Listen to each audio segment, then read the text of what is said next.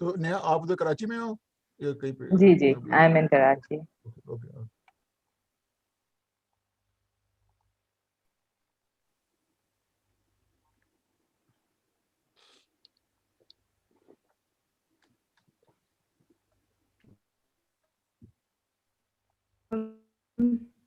I'll try the video still cracks, then perhaps I can turn my video off if that works. Yes? Okay, Saim has also joined us. So yes. To go over our panelists again. So we were talking about Dr. Tanya Said, who is an associate professor of sociology with us at the Gurmani School. And we'd perhaps leave it to that and more about her coming in a little while. We have Dr. Farooq Khan, post-colonial studies is his area, but he is with us. All of our literature courses, our favorite ones have been with him. And he is in the English with the English department. Then we have our dean, Dr. Ali Khan. Back in the day, we remembered him for his witchcraft course, but there's a lot more. He was the HOD then, now he's the dean. Popular culture is this new area where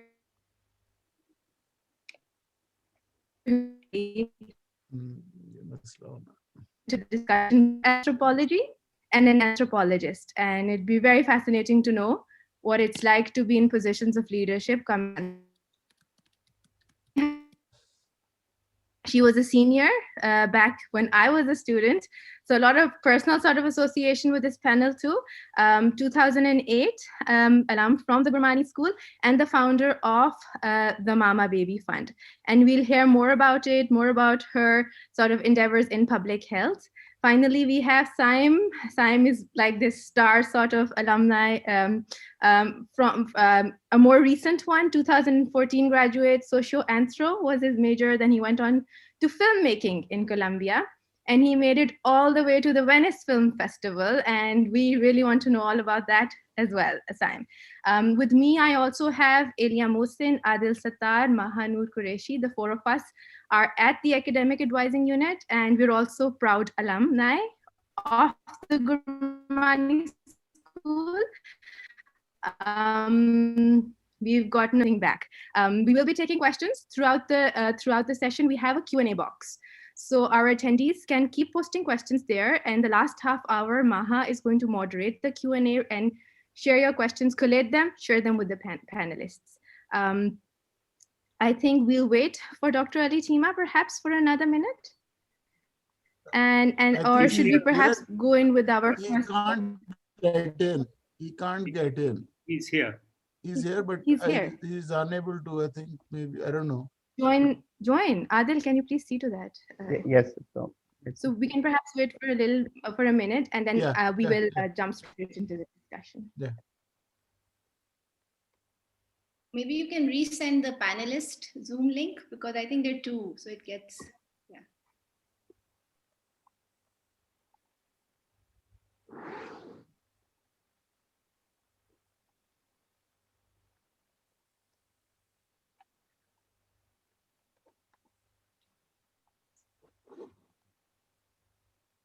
ये मुझे वो Facebook वाला वो I don't know how many of you saw that video where that lawyer talking and there is that cat का वो आ गया. There we go. Ji. Right. Assalamu alaikum. Dr. Ali Tima. We were just doing our sort of formal introduction. ये weekend में आपका नया नाम होता है Zoom 36MGHSS या ये regular days में भी use करते हैं? हम आपको किसी और नाम से जानते हैं. अभी आपकी आवाज मुबारक हमारे तक नहीं पहुंच रही है. I don't know. I'm not. Okay. Now it was on and then went off again. Can you hear me now? Yeah. Yes. All right. Fine. Okay, great. So Dr. Ali Tima then, also associate professor from the Econ department joining us. And I will just pose the first question, which is somewhat biographical, but it's a series of questions and maybe with Dr. Tanya. And questions really have to do with what was your major as an undergraduate student? How did you end up choosing it? How closely did it define what you later on did in life? And then a bit about what you do now as well. Thank you for the kind introduction and for this invitation.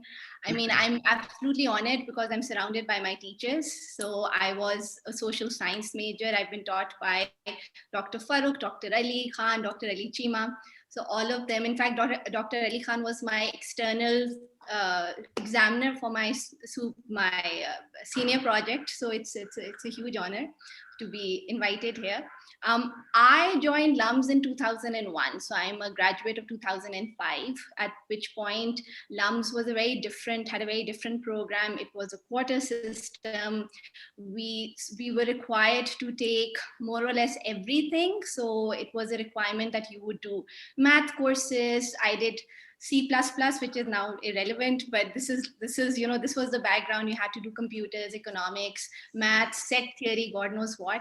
But I'm, to be honest, very lucky that I went through that training, because I think at the undergraduate level, you're still deciding. There's a lot that you need to think through, and LUMS gives you that space to, to explore and to learn and to decide what it is that you want to do. It's different, for instance, if you eventually want to go into a career like maybe law, and then you maybe there's certain sort of training that you do need at the undergraduate level. But for me, I felt that when I entered, I thought I would actually do literature. That was the sort of the idea. I took a lot of courses with Dr. Farooq, and then eventually I went more towards development studies. We had faculty like Shandana at that time, Miguel.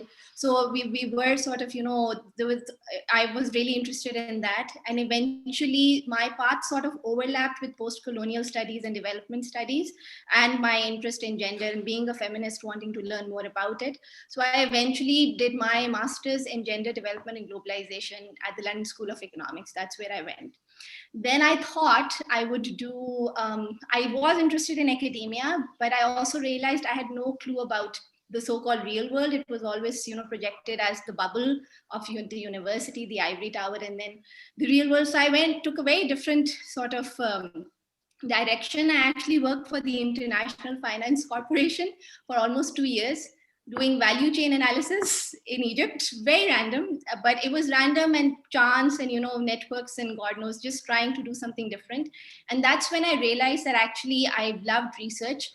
And I was more interested in how students and how people learn about, being sort of acting the way they act, what they know. So education was the one thing that I was interested in doing, and that's where I eventually went.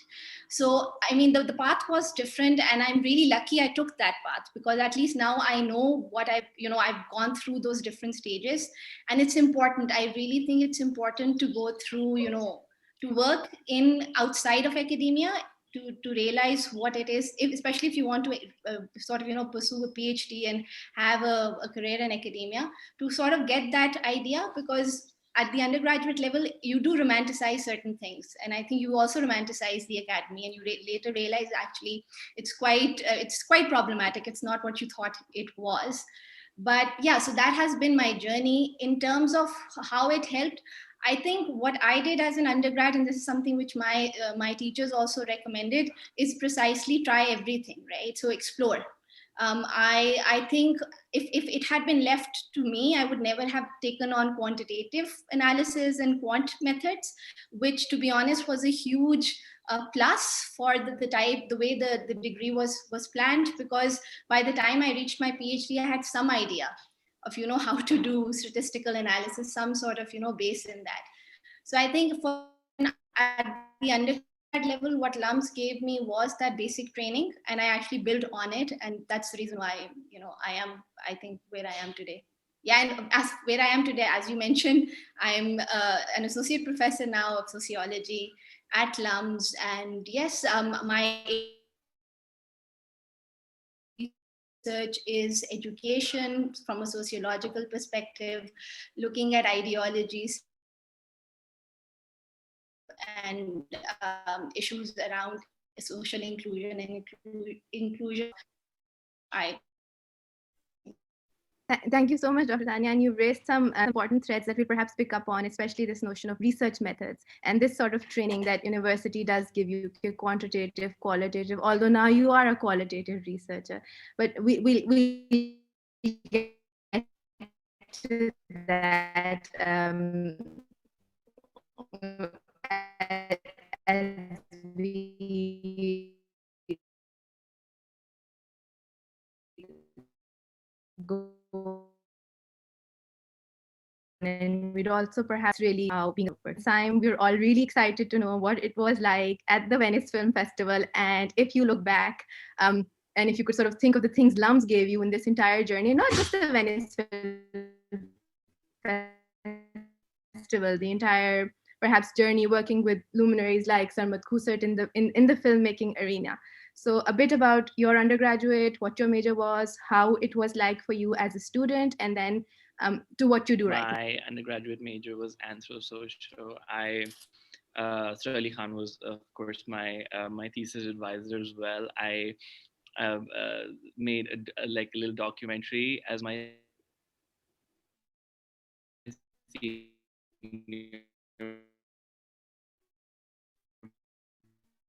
project. I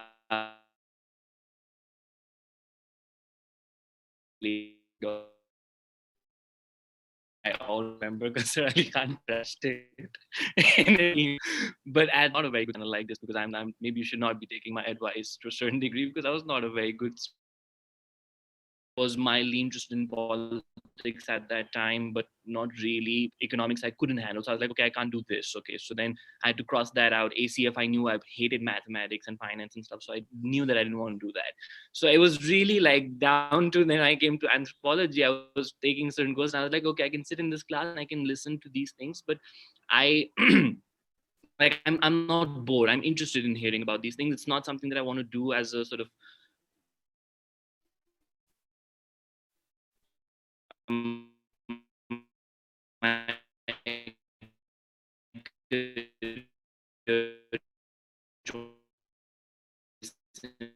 life, perhaps, during those 4 years that it took.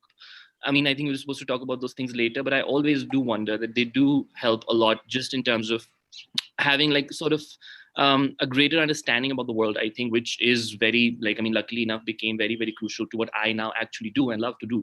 And sort of being open to different perspectives and just knowing how to sort of navigate different communities and different peoples and different characters, and, what are the ethics and what are the rules and regulations that you must follow in order to sort of get down to basically a story. Because a lot of the a lot of the courses were about sort of looking at different stories of different communities and stuff in different courses. And towards the last year, I think I started picking up the camera and just going around, and the first person to call it out that, you're away with it, we got a B or B plus, I think, but it's not what it was supposed to be. And that it did stay with me, I have to say. And eventually after that, I had to convince my parents to let me do this. But I mean,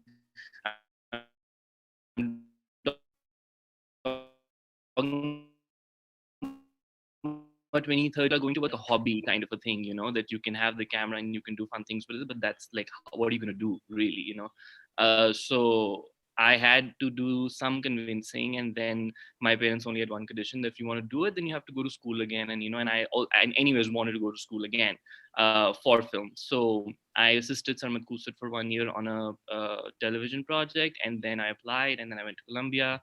I spent 4 years there. I learned a lot, and then now I'm doing a bunch of things. I'm making my first film in September, and I'm writing for other people in America. Yeah, so a bit of here and a bit of there. That's brilliant. And I think that's really something for our sort of current students to also realize, that university is really not the 4 years you spent and how well you do in particular courses, but what you really take away as sort of life skills and life lessons.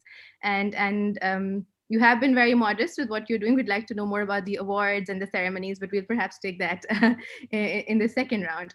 Dr. Ali Chima, when we were going over your profile, and an undergraduate in philosophy, politics, and economics, and then an economist, right? So we'd really like to know how you ended up choosing your major as an undergraduate student and working your way up to economics, what you do now. And perhaps as a side sort of question, I'd really like to pose to you this concern that a lot of people have over having a liberal arts education, or this entire notion of post 2008 recession, the quote unquote death of the humanities, right? And maybe if you could sort of we could have your perspective on it also, that to what extent does a training in the humanities or having a broader liberal arts degree at the undergraduate level help you later on in life?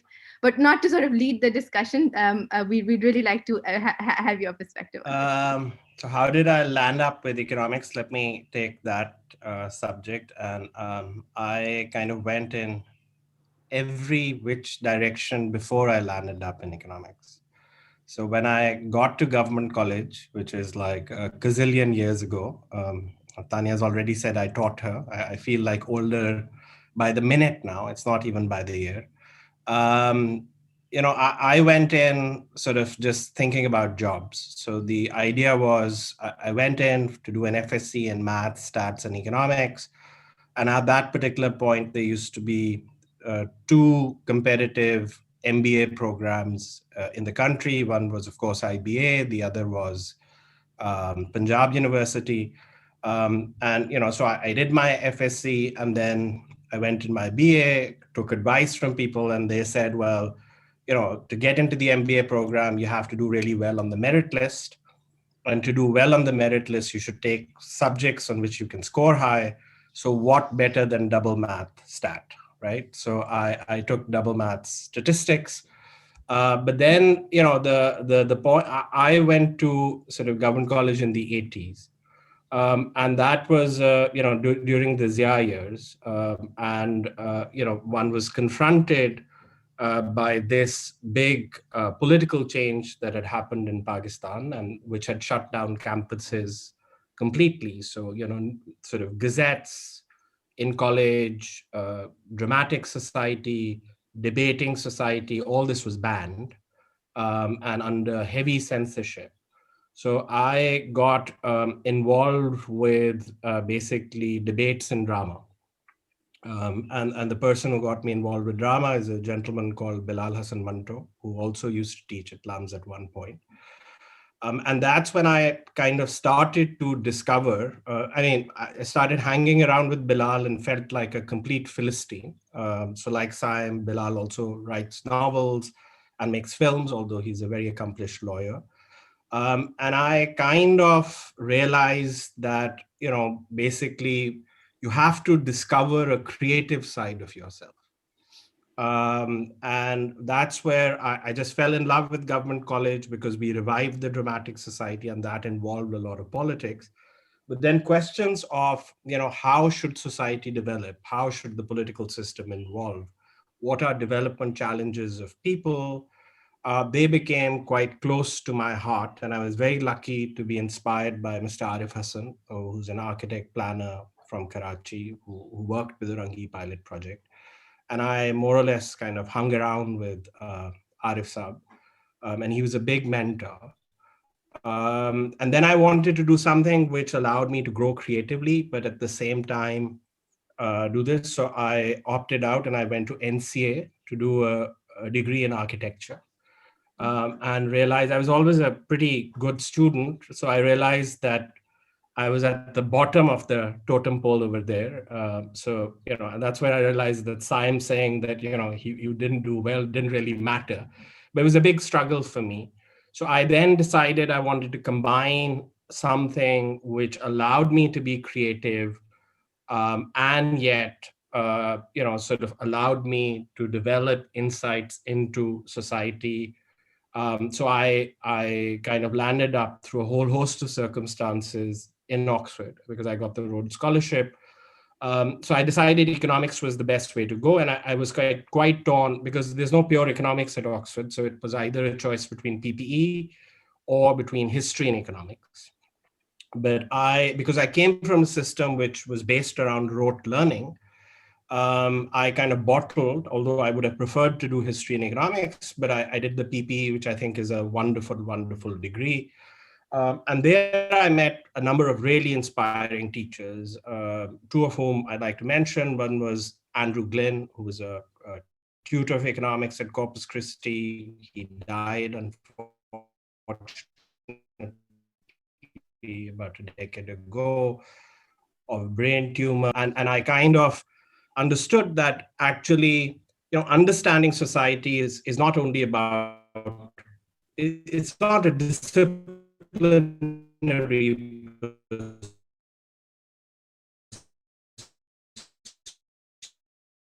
pursuit, but you have to kind of be able to learn. जब आप लोगों को मिलते हैं ना जिनको who are losing sight और जिनको या cataract हो गया होता है, तो जो cataract जैसे remove होता है ना, मेरी एक हमारे घर में person used to care for us ये नई ऑपरेशन में जब उनका कैटरैक्ट रिमूव हुआ तो मैं सो ऑक्सफोर्ड में था, मैं घर आया तो मैंने कहा हाउ डू यू फील, तो उन्होंने कहा कि मेरी तो जिंदगी बदल गई, मुझे सामने वाला घर क्लियरली नजर आता है, right? So this thing, humanities gives you, and language, and I don't mean language just as a unidimensional thing, but language as in the ability to conceptualize thoughts. And wo bhi language various things. I'm married to an artist, so by sort of being around the art crowd, my visual language skills have developed. So they give you that kind of creativity. So, and then, obviously there's specialized subjects that you can do. So the beauty of the liberal arts program, and I don't think, by the way, Oxford was liberal arts, it was just 3 disciplines, is that it can allow you to develop your sight in different ways. And even at Oxford, I wasn't very clear I wanted to do economics till I was well into my second year. I even toyed around with law because, again, I was always being told, "Tum PP ke saath kya karoge? Tum PP ke saath kya karoge?" But my tutor, Andrew Glynn, I went to him and I was quite seriously considering law, and I was very apologetic because I was being a nuisance. So he said to me, chill out. I took a year out after college and joined a jazz band for a year. I just played the saxophone, right? So that kind of made me feel, okay, what is really college journey about? And I think it's a very unique opportunity to discover your own interests. So you just heard Simon's story. Simon went through LUMS, but then he discovered his own interests later, right? Because again, we strangulate everybody to say कि यार ये 2-3 चीजें कर सकते हो, बाकी तो भूल जाओ. Become apologetic about those things. I think first thing you have to discover, because people talk about think seriously about whom you're getting married to. A job is like a marriage, right? Once you're in it, it's really hard to switch as you years keep passing. Imagine if you're in a job you hate, and I know a lot of people who hate their jobs. That's a miserable life. But if you don't know what your interests are, chances are you're going to actually end up in a job you're going to hate. And that's going to be like a thing that's straddled around your neck. So you have to discover what your interests are and be bold about it. The second thing, which has always puzzled me, and this was the difference when I was an undergrad at Oxford, the average student with me had a confidence that he was going to get somewhere. Why? Because he was at Oxford, right? You guys are sitting at LUMS. I don't even know what this question is, कि मैं किस job में successful हूँ. I mean, you're already, really there, right? By virtue of this degree, you're going to get opportunities that the average kid of your background and education who studied in Pakistan is not going to get. So why have the lack of confidence? You have always got the potential to have impact, whether you're a 3.0 or a 2.7 or a 3.8. And I can give you, Farooq and I and Ali can give you example after example after example of successful stories from any point in the great distribution, right? Saim to hamare saath baithe hain yahan.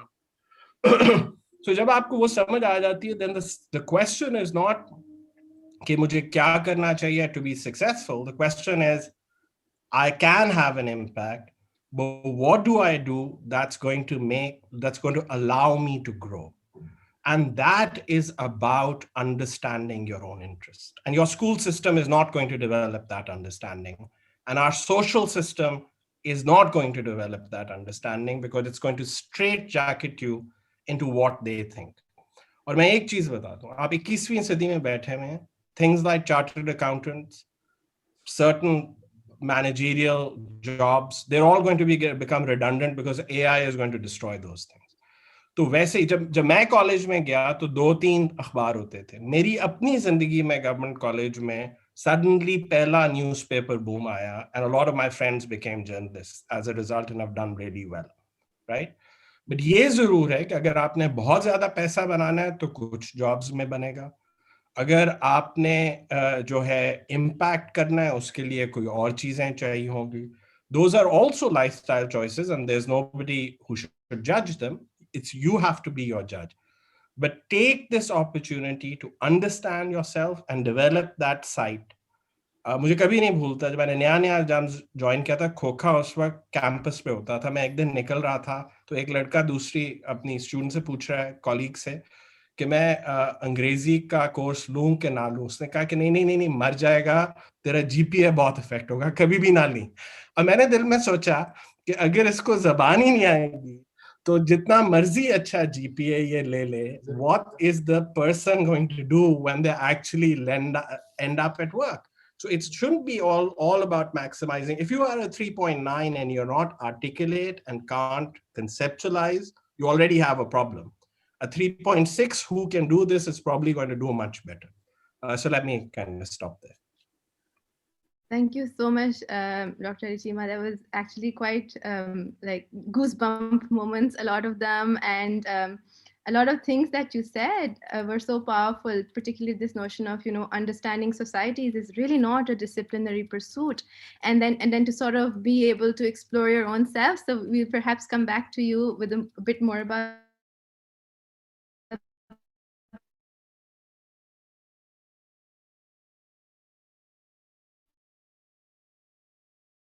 especially because an overwhelming majority.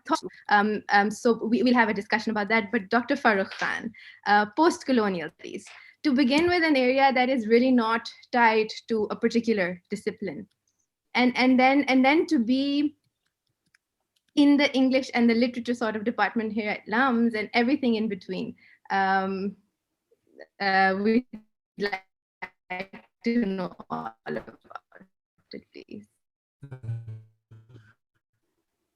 Okay, thank you. मुझे लग रहा था, but Ali Chima being Ali Chima, उन्होंने सारे areas cover कर लिए हैं. So again, I mean, for post-colonial studies, when I was an undergraduate student, I didn't even know what post-colonial studies meant. I remember when I was an undergrad student, at that particular time, one of my instructors, she said, oh, read Edward Said's Orientalism. Whatever, and this is talking about, went to the US in 1989. So like when, but I mean, kind of going back, I was born in Pakistan, but I grew up in Nigeria because my dad used to teach wahan pe, and it kind of connects to what Ali Chima was saying, that again, my dad used to teach at Gordon College, taught maths. I come from a family जो गांव में उनको मेरी mother का जो है उनको कहते हैं जी ये मास्टरां दा घर है, masters in terms of teachers का जो है वो household है, because my mother's father was a teacher. Like 4 of our brothers are teachers. मेरे आगे cousins हैं and they are teachers. मेरी bhabis हैं, they are teachers. So just like maybe in some families you have doctors or others. So for me, I mean, like, teachers were the people that I was always kind of surrounded with. Then, my father ended up being a teacher. So this is like after Zia came, into power, and one is talking about that particular time period, late 70s and early 80s. Most of जो educated आपकी middle class थी was with the People's Party, and so were my dad's leanings, even though he wasn't a particularly political person. But Gordon College में once Zia came into power, started throwing teachers, उनकी postings जो हैं कई घरों में दूर तंग करना. I was in class when we left Pakistan. So I grew up in Nigeria.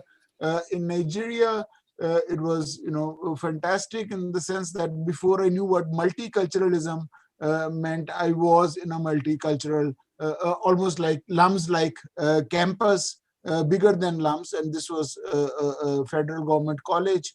There we had Russians, Americans, Ghanaian, Sri Lankan, Indians, Bangladeshi, okay, French, all these people, and then these were people who were coming in, again, in different disciplines. These were teachers living on campus. So again, growing up with their kids. So there was so much that one kind of learned, and not because that they were different at that particular time. This was someone that you met. It didn't really matter that Ashish Madan is from India, or someone else is from another country.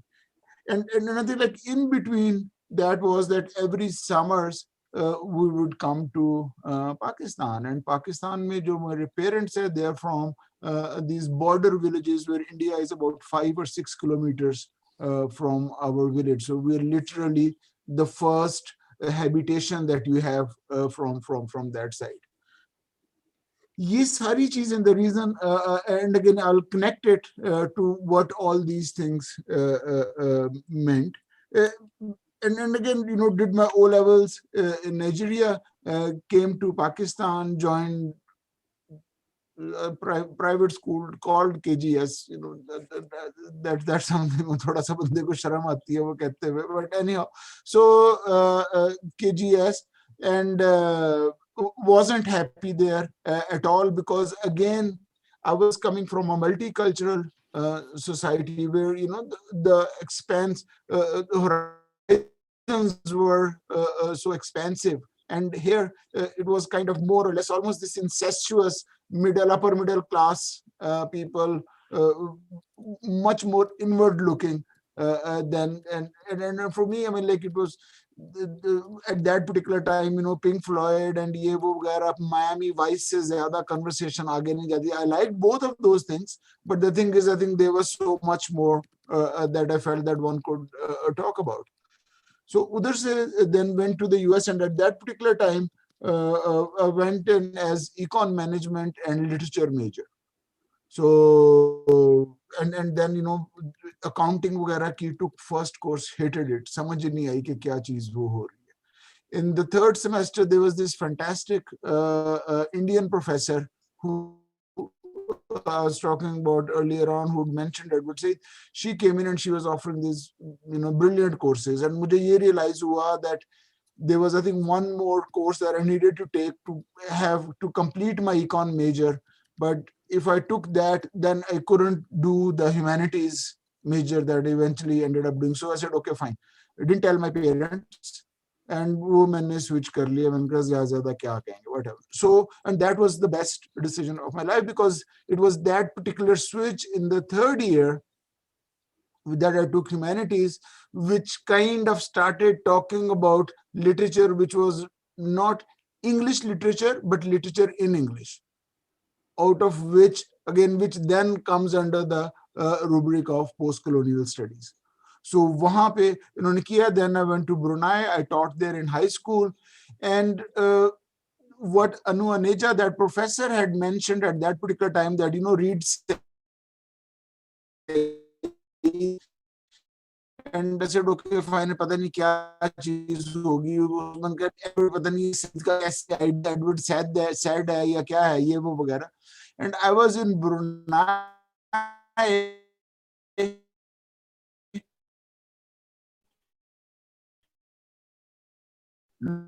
looking at second-hand stores, these books, and I saw these into a kind of an academic, as an academic pursuit. So then I ended up doing my PhD in partition, and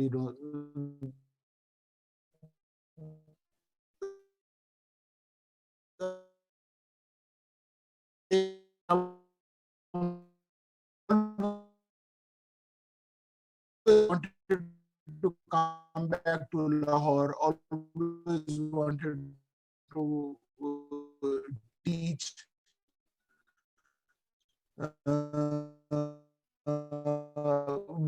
Why didn't there? No. So then someone said LUMS. I said, oh, it had that M word in between management. Someone said, oh, this to arts and sciences school. So I asked that friend, please take up here. Within a week, I got a call back, and the vice chancellor interview. A public health intervention of your own, and something so novel as that. And your journey from LUMS as an undergraduate, your major, how you selected it, how it influenced your choices, how you went all the way to Columbia, and now doing what you're doing, and a bit more about it, please. Thank you, Sundar.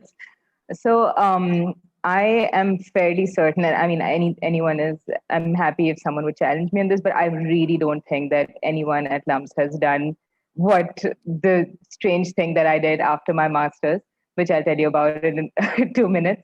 So basically, my undergrad, and again, just पहले भी mentioned हुआ that it was structured differently at that time. So I had a general social science degree, usme, with the quarter system and all of that, and the focus was anthropology and psychology. And honestly, right now, I'm not even sure if that was it, but it was definitely a general social science degree. And and what I remember about LUMS is what everyone has already said, that the main thing it really and that was the main made me. And through science degree, what I came to working at this worked on reproductive health. We in reproductive and maternal health, and 2 years into being this Fulbright scholarship, so I went to Columbia. And the focus reproductive health, and what are the challenges that women are facing process from this. It is my second calling.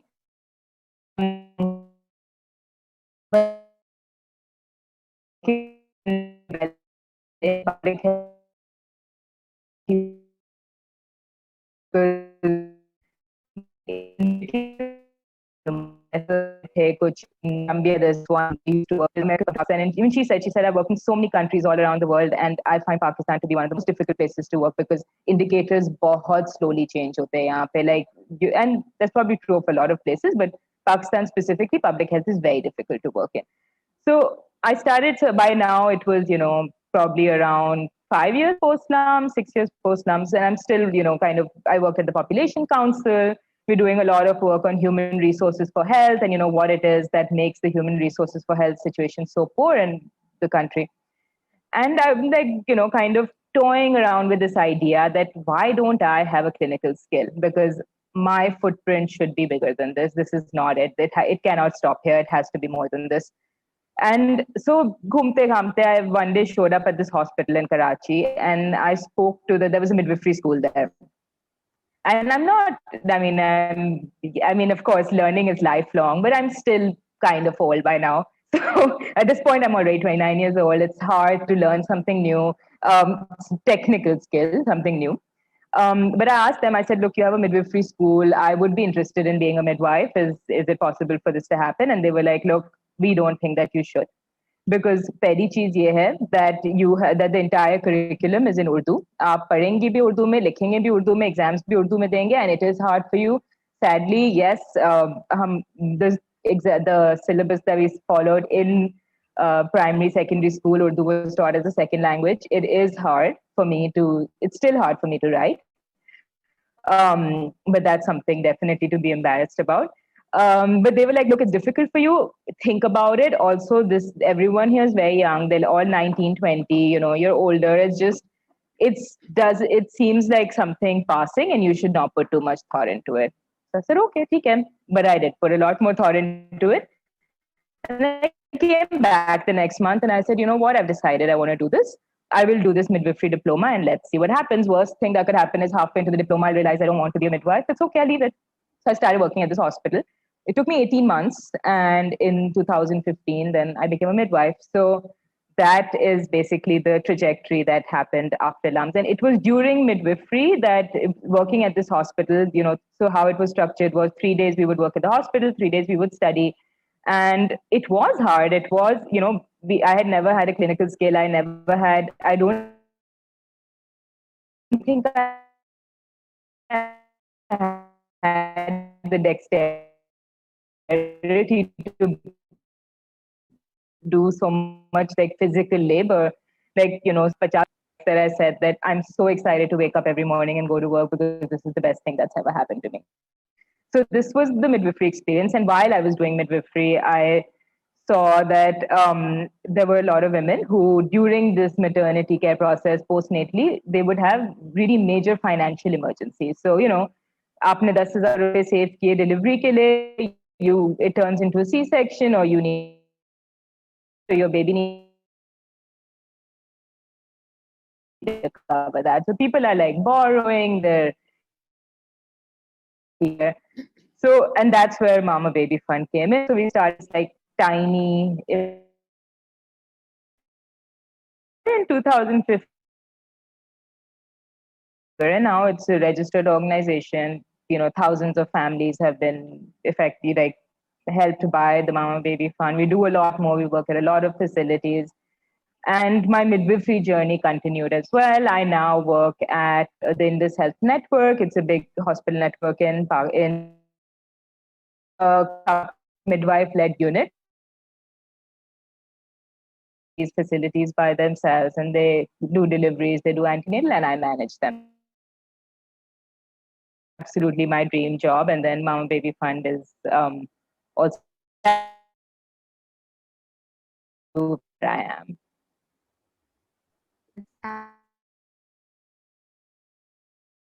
Perhaps in the second round, we'd like to know, given more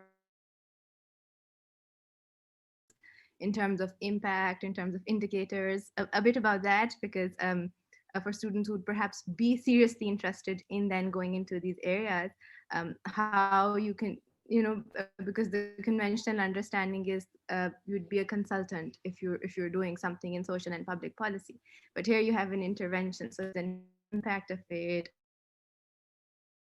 Dr. Ali Khan, made you wait. We thought we'd be for the end. Want to know throughout from what I understand, and to stick to a discipline so wholeheartedly. And how did you come to choosing anthropology? And obviously what you've done and as research, right? But choosing that as a discipline. Time you were making these choices and where you had these, like Dr. Ali Tima was also mentioning, that there are these sort of straight-jacketed sort of successful social anthropology, how you from that being at these very top administrative positions, right? With anecdotes, we have a sort of perception. But I think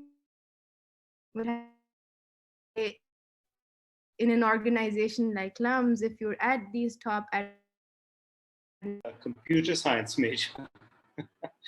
And I found in my first year in computer science that I didn't have an aptitude for it. I think that when you're at an A levels, you can work really hard and you can do relatively well.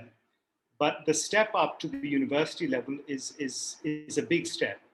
And then you begin to compete with people who are, have an aptitude and have a passion for a certain subject, a certain discipline. And I was not able to keep up with them because, no matter how hard I worked, others were always better than me in this field. And I think it was my own lack of understanding in understanding where my aptitude lay. And I think my vision was narrow at the time. I hadn't considered the fact that, maybe I should be looking at other disciplines as well. And, I came to the conclusion that, I don't want to be in a position where I'm going to be working, twice as hard as someone else and still not being able to do as well. And then I began to look at other options. I read about anthropology. I thought it was something that resonated with me. I liked the idea of the sort of understanding human nature and understanding how. And I made the switch, and I have absolutely no regret.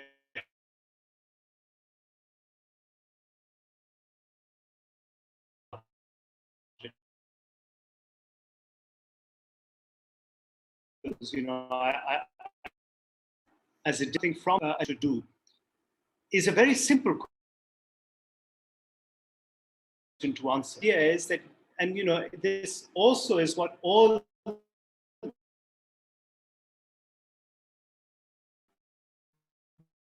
the panelists have so far hinted at. Something. Right? I think that's what is important. I mean, Saim talked about it, Ali talked about it,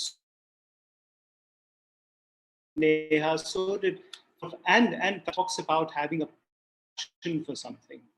If you don't that, I don't think you're really going to be successful in your professional life. So you need to have these in place. I think we also need to relate one more thing to this, which is, I've been looking at some of the questions and I understand one of the biggest misunderstandings that people have is that undergrad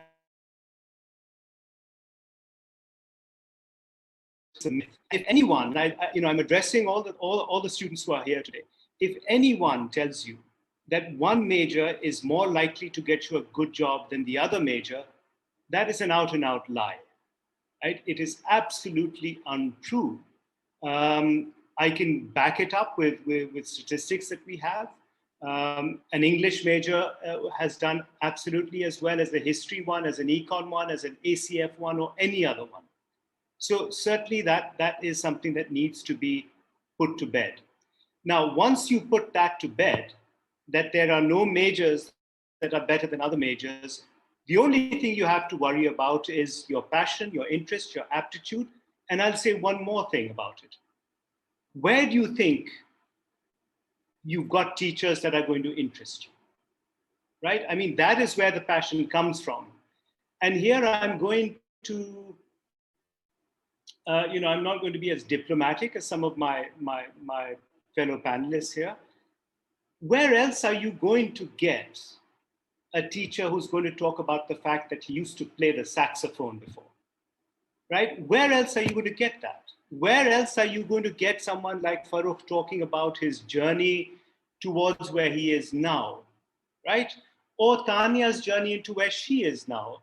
Saim saying that, I wasn't a very good student. I remember what I wrote to him.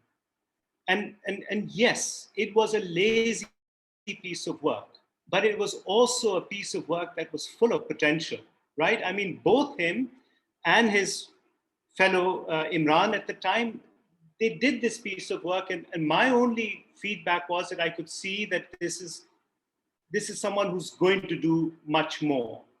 And, he followed his passion and he followed his interest and he got to where he is, right? So I think that it is important for us to realize, where does that passion come from?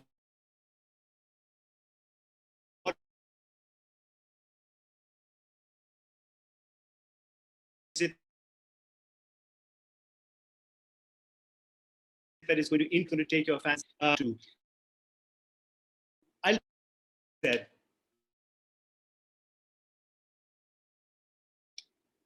confidence. You know, this is the one area I find our students is lacking. Do not be apologetic about your major. Do not feel कि मैं English major हूँ तो मुझे job मिलेगा या history major हूँ मुझे job नहीं मिलेगा या I'm an anthro major, what am I do? I've just said to you, the undergraduate degree is not going to give you a specific job, right? So the world is your oyster as far as I can see. All of these majors are giving you crucial skills, right? They allow you to communicate well. They allow you to write well. They allow you to read deeply and understand. They allow you to work in. They allow you to get a critical perspective, a comparative perspective. Now, if you tell me you can get that from ACF, by all means do it. If you can get it from economics, by all means, English, do it there. But all of these majors will give you these key soft skills which are transferable, right? In a fast-paced world which is constantly changing, you need to have these skills that will easily transfer from one to the other. Believe me, no employer is going to ask you, what is it that you learned in that particular course, right? They just don't do that, right? And neither do they expect you to take what you know in your university courses into the real world, right? They expect you to have skills. Those skills are important for you. I mean, I didn't, teach Neha how to become a midwife, right? She has the skills. She's developed the skills. She has the passion. She has the ethic and the hard work to go ahead in that direction, right? So that is what we're trying to equip our students with. So for God's sake, do not feel apologetic, right? From my point of view, I think no other school is going to make you write as much. And if you think writing is something that a lot of people do, show me a good piece of writing and I'll agree. In today's world, very few people write well. One of them is Sundus, who wrote a brilliant essay for me once, I remember. Do people read books today? I don't think so, right? I really don't think many people read books. When you read books, you begin to think. You think deep, you think analytically. So don't take these things for granted. No school is going to make you write as much. No school will make you read as much. No school will make you question. You know, in our classes, we're saying, okay, this is what is right. We say you have to question it. If you disagree, debate with us. If at the end of that you still feel we're not preparing you for the workplace, we're not doing our job. But honestly speaking, do not be apologetic. You should be very, very confident that space, finished at LUMS, I've been at this department, I've been at this school, and I'm in the best possible position to get a good job. So be self-confident. I will qualify it slightly by saying that self-confidence does not mean arrogance, right? Arrogance turns off your employers like this. And some schools are going that direction. There is a major backlash. I tell my students time and again, do not go down that route. There is a difference between self-confidence and being arrogant. Do not go down that route. Distinguish yourself. So I'll just finish by saying one more thing. So I ended up after anthropology at the UN and at the World Bank. And when I was working at the World Bank in Washington, my unit chief was an astrophysicist. My colleague was an economist. Another colleague was from history. Another one was an anthropologist like myself, right? So you normally think that World Bank, okay, only economists will be here. It's not like that. They look at your capabilities. They look at whether you can learn quickly. They think about, whether you are someone who's critically thinking, if you can, you can work under pressure. Can you deliver in a team? These are the things that people are looking for. So, I think that's what we've got to take on board as well. And you talked about taking on these positions as an administrator, etc. For me, I've never done an ounce of managerial stuff in my life. I don't know the concepts behind management, etc. For me, it's as an anthropologist, it's about relations and human relations. And sometimes I bring in my anthropology into it. I think about how people would think if they were in my position. These are perspectives that I have, that I use, but I don't feel that I need to be trained in them as such. I believe I have the skills to, or the social and emotional intelligence to be able to understand when I'm partially going in the right direction or in the wrong direction. So these are things that you learn if you are open enough to do so. We give you certain skills. What you do with those skills is entirely up to you. Thank you so much, Dr. Ali Khan. And I think that really did set the tone for what our next sort of set of questions had to do. And Dr. Ali Khan sort of did say that we need to put this notion to rest. Certain majors are associated with certain jobs, and he's really spoken about it more. And I think we'll have the other panelists also speak a bit more about that. But this notion of soft skills, transferable skills, and really at the heart of our discussion perhaps is this more ideological, philosophical sort of question. What is the point of a university education, right? And there is that side to it where people do look at it in a slightly more functionalist, pragmatic way, in which they do want it to be somewhat vocational, somewhat, yeah, that's the predominant sort of impulse, anxiety that students do come in with. If it's not their own, it's sometimes the society at large, right?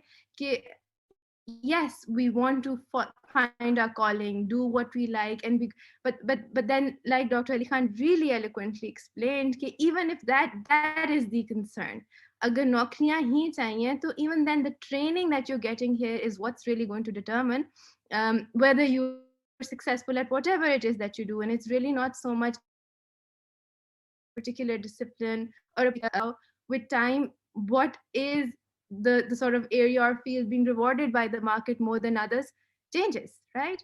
So previously it might have been journalists and then economists, and perhaps now it's going to be CS taking over the world with big data, who knows, right?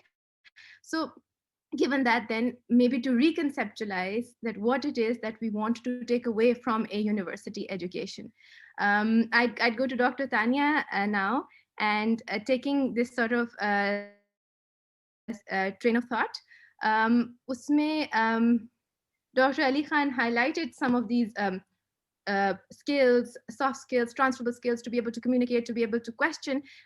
We'd perhaps maybe like you to add a bit more to what really is it then that we should be aiming for in an undergraduate training, as opposed to this almost like rat race to get a particular major or to finish a particular set of coursework, and perhaps the importance of research methods in all of this, because that's really a theme that comes up with our students, कि quant करें, कि call करें, and sometimes we tell them do both. So you need to have that skill.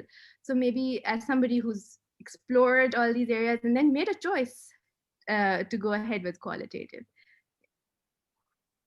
Thank you for the question, Sundar. I think a lot has been said, but I will say this, in my teaching and advising with students, what I found is that students often choose courses जो उनका ख्याल है उनको पता है पहले से.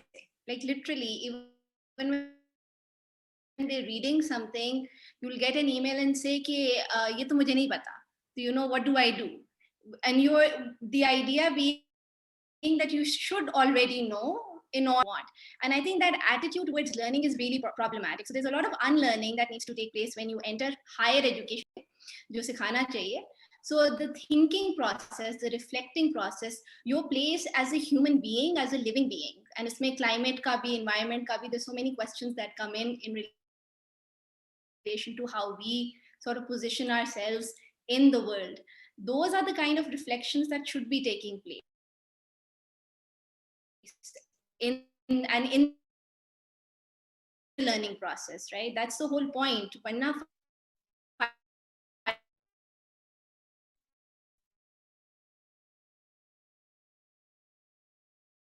The idea कि मुझे even before I take a course. But your attitude should be, and to be honest, like I'm sure many of my panelists here will share that, okay, we are still learning. We all, like, you do your PhDs, whatever, if anything, you realize you don't know anything. Like there's a long learning process there, right? And that's sadly students ka ye ki main janta hu, main janti hu, hame pata hai, right? And before even you start.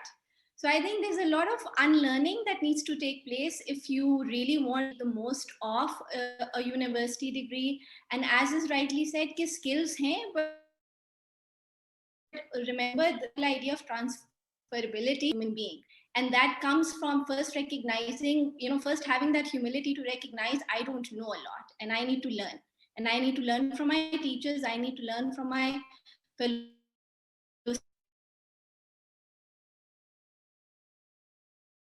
students, I need, and going back to reading books, etc. So there has to be before you can even sort of start that journey to really getting the most from it. वहाँ पे एक मसला है, which I've seen from my students, which I've also seen in my research. And this also goes back to the question कि quant हो, follow. Again, आप सब सीखो भाई. You have all these options here. Why are you limiting yourself? And fine, even if you don't do well, you'll learn something. So I think there's this constant thing कि ये नहीं कर सकता या कर सकती because I'll get a bad grade, and this obsession with grades. Again, I understand that's been our training. I don't blame them. That's been the training gotten in school, right? And that there's a huge difference in the way that sort of is internalized. If you're talking about education and what you want to learn, many options, right? I think masla zyada hai ki courses nahi milte, that's a no. But in terms of what you want, experiment, learn. This is the best place to do that, and you have the opportunity. And abhi undergrad, graduate, as so that would be my. Perhaps I'd pose the same thing to Dr. Alitima, and I'd perhaps put it in slightly the way students put it to us, really. And the question is, we have this overall understanding कि myths हैं, stereotyping है कि ये पढ़ लेंगे तो कामयाब quote unquote हो जाएंगे, और उसमें we need to really unpack कामयाबी क्या है, क्या पढ़ना चाहिए. But उसमें, is it true that there are certain disciplines, fields, professions that are going to be rewarded more by the market as opposed to others? Okay, we're sending them to LUMS. We want them to be in a place which is quote unquote secure. And yes, Dr. Ali has spoken about it, and we've been speaking about it.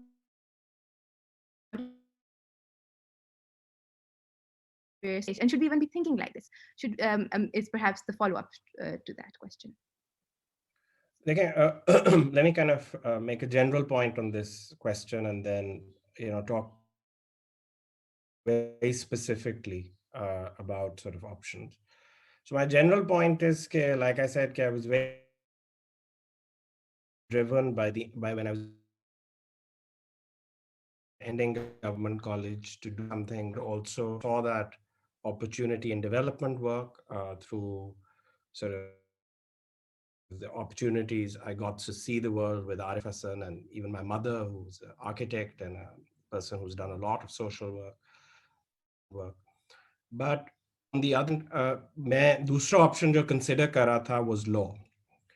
तो मैंने बड़े लोगों से राय ली, तो मुझे जो average वो ये थी, उन्हें कहा यार कभी तुम जिला कचहरी गए हो? मैंने कहा जी गया हूँ, बिकॉज गवर्नमेंट कॉलेज के ऑपोजिट होती थी, बड़ा चक्कर लगता था. उसने कहा कि लाइनें लगी हुई हैं, really want to join that profession. So the point I'm trying to make is, what they were telling me is that the average guy doesn't do well. But the point was that with my and the training I would have got had I gone for law, and the opportunity sets I would have got, I would have been not on that average trajectory. So the first thing is average social science student do. And that's kind of, those are where myths start in. And jo Ali keh raha tha ke is also about looking at differentiating your opportunity set, because sort of I'm a sort now, and my view is going to be by my experience. I am not going to be forward looking, right?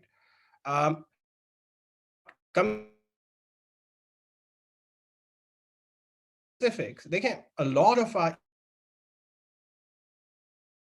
there's no bar. There used to be a time when a lot of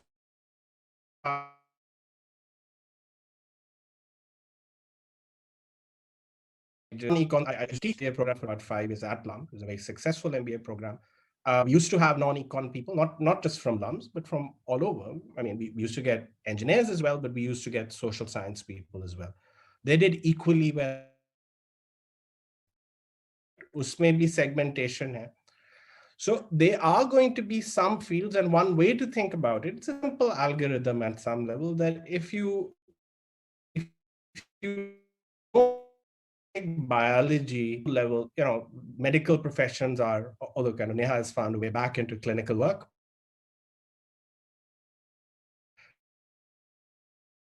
Biophysics, these kind of things, the engineering route is going to be shut. So some things shut down, and those are choices you have to make. Society forces those choices onto you. But there are going to be a large set of overlapping professions, no matter what majors you take. I saw a question where somebody said, would the kind of financial sector be shut for me? I have a lot of friends who are bankers. They're not good economists, let me tell you that. I think that they do really badly. I mean, they're very successful bankers I'm talking about. But some of them are really smart finance guys. So it depends on what you want to do in the financial sector.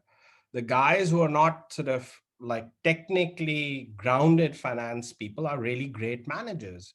But then there are kind of subfields in the financial sector, which are analysts, which are high strategic decision makers about investment portfolios, where you require technical skills. So problem ye hai ki this whole thing is kind of bundled in some sense, right? Now, so I don't think the issue is that once you go into, let's say, anthropology, or you go into sociology, your set is going to become so narrow, it's just about becoming a professor of anthropology, right? That's not true. That's a myth. Then there are new things you can do. I mean, Neha is here, Saim is here. You can get, and the first class I taught here, Professor Farooq Nasir, one of our first econ majors to go to, the first econ major to go to Yale, was here, one of the brightest people I know. And Ali Hamza of Noori fame was his class fellow, right? He was also an econ major. So you can diversify out as well and try new things. The second question that I saw here, which is somebody was saying that, your two questions. One was, you're telling us, you had to discover yourself, whatever, what about the family? So the question is, one, I don't think any of us is making the argument that you should study forever. You feel you're ready to transition to jobs after a BA, please, by all means do that. All we're saying is, if you get stuck in a job that you're going to hate 2 years down the line, it's going to be a pretty miserable life, because 80% of your life is going to be about the job, right? So the job has a reality. The job is not sort of just incidental. And I think people have to realize that. So that's one thing. The second question that I saw was, I still need time to discover. Absolutely. I mean, it took me a long time to discover what I wanted to do and what are the pathways. And a lot of that involved luck as well. So there is an element of luck where I landed up. So if you need more time, do that. My own view would be, do try and do graduate work. And particularly if you've got an undergrad degree from LUMS, try and do graduate work abroad. because it does give you an understanding of a different context. So sort of having that opportunity to interact with an international space, and particularly if the place is diverse, it gives you contact with other peers from different contexts. That is a signal of growth. But if I think back, एक मुझे shock लगा, अभी icon की एक naming ceremony हुई, अली खान वहां पे थे, मैं भी था वहां पे. उधर उन्होंने कहा कि total number of graduates LUMS ने जो प्रोड्यूस किया, उनका नंबर दिया उन्होंने. Ali knows the answer. Can anybody else guess what that number is? What's the total number of graduates LUMS has produced? Any idea? I would take a shot. I may be wrong, but Ali, I heard 15,000. Am I correct? Right? So 15,000. That's a really, I mean, I was shocked. I thought, ye to kuch bhi nahi hai yaar. 15,000, that's it. Right? But if you look at the 15,000, or मैं ये देखता हूँ, मैं banking sector में, when I came back to Pakistan to work in 1999, I would go to every bank that was innovating and had LUMS people. I worked with civil society organizations. Whenever I run across LUMS people, they're doing really innovative things. Then you look at kind of music, film, again, you get LUMS people over there. But remember, you're only talking about 15,000 people. When I really feel old now when I go to LUMS, because when I go and sit with my current lot of faculty, wo sare hamare students hote hain, basically 70%, right? I look at academia abroad, Saad Gulzar, Myra Hayat, I mean, they're doing exceptional work. They're LUMS students. So the whole point is whichever way you want to go, and these are people, some went to academia, but a lot of other people went to jobs, right? But they weren't doing, a lot of them are not doing run of the mill. Whether they were in banks, they were innovating. Whether, look at Neha, she's innovating. Saim is innovating, right? Diversifying the whole marketplace, right? Now, to do that, you need to have, jo Tanya baat kar rahi thi, you have to have skills. And I think the problem is actually deeper. It's not like, मैंने अपनी class से पूछा, this is last semester, मैंने कहा मुझे ये बताएं कि जब आप ए लेवल ओ लेवल कर रहे थे, आपने अपने करिकुलम की किताबों को छोड़ के कितनी किताबें पढ़ी? मेरे हाल में कोई 3 स्टूडेंट्स ने मुझे कहा 2 किताबें, किसी ने कहा 1 किताब. इसका मतलब है कि एवरेज बच्चा जो हमारे हाई फी प्राइवेट स्कूल में से आ रहा है, वो करिकुलम के बाहर किताब नहीं पढ़ा, राइट? और अली ने भी ये बात की, और मजहर अली खान साहब जो व्यू पॉइंट चलाते थे, उन्होंने एक बार किसी को कहा था, उन्होंने कहा, वो मेरे जहन में वो बात रही, उन्होंने कहा कि sir, to write well you have to read well. तो अगर आप पढ़ ही नहीं रहे तो फिर आप लिख भी नहीं सकते, और अगर आपने पढ़ा है और ना आप लिख सकते हैं तो फिर आप सोच भी नहीं सकते. तो आप इनोवेट क्या करेंगे? तो आपको सबसे पहला तो ये काम है कि आपको पढ़ना, लिखना और सोचना सीखना है, राइट? अब ये बात आ जाती है वो उसकी मेथोडोलॉजी क्या होगी. तो यस, और अली ने बहुत अच्छी बात की कि आपका एप्टीट्यूड क्या है. अगर आप कंफर्टेबल फील करते हैं क्वालिटेटिव काम करके, आपको जबान अच्छी लगती है, आपको इंडक्टिव थिंकिंग अच्छी लगती है, मतलब डिडक्टिव थिंकिंग अच्छी लगती है, आप टेक्स्ट के साथ डील करना बेहतर समझते हैं, आप सॉर्ट ऑफ लोगों के साथ क्वालिटेटिवली सोच के, तो आप उस तरफ चले जाएं. अगर आपको क्वांट और मैथ की थिंकिंग अच्छी लगती है और उसको सोशल साइंसेस से आपको कंबाइन करने का आपका एप्टीट्यूड है, economics is a wonderful subject, right? I mean, it's a great subject, but only if you have an interest and aptitude for it, right? But I learn from my history colleagues. I learn from my psychology colleagues because it gives me insights into things. And even as a manager, जब आप HR पढ़ते हैं, a lot of that is really about sociology and psychology. A lot of actually management HR is about psychology and sociology. It's not about economics, right? So I think that if you approach it, and I loved what Ali said about skills, if you think about what are the skills I have to acquire to become functional, not only to be successful in my job, but to be fulfilled in what I do, then that's a very different question. And I think to pose that question as something saying that's a luxury, all I need to do is get a degree to earn, that is the myth, right? Because you're going to end up being miserable in doing that. You can combine the two. There is no trade-off here, right? The trade-off is just to discover yourself. And you have to do that now. But now, there is a thing called the midlife crisis. It's pretty real. It's going to hit everybody. तो वो आप जब 40, 45, 50 साल के होंगे तो आपकी एकदम से छत गिरेगा कि ओह मैं पूरी जिंदगी क्या करता है, right? And that is, I mean, it's a real thing. I mean, you can read papers on it.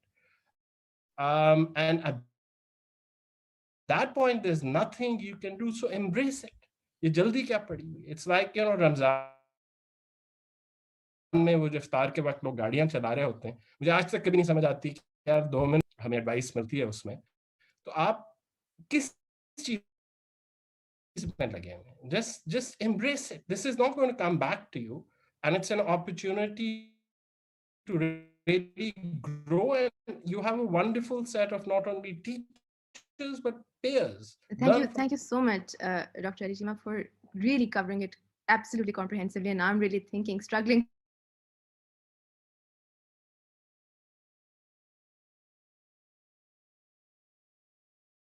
follow-ups who are interested in the humanities, right? And there is this question, but what about livelihood again, right? We've covered it, but I'd like to perhaps have you speak specifically to those of us who are interested in literature, in English, in history, in post-colonial, or even in areas like post-colonial studies. What would your advice to them really be?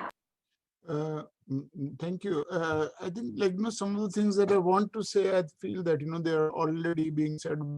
If you're about, we are talking about different subjects, but if there is one subject which is about human beings, which is about our emotions, which is about our ideology, what are our taboos, what are our cultural norms, what is it that satisfies us? वो क्या है? This is only just literature that does that. And we are talking about, context की आपको किस तरह बात चलेगी, analysis का आपने किस तरह करना है, different situations को आपने किस तरह, how is it that you're going to look at one thing and have 5 different perspectives? It's literature, it's English. So writing की जो बात आ रही है,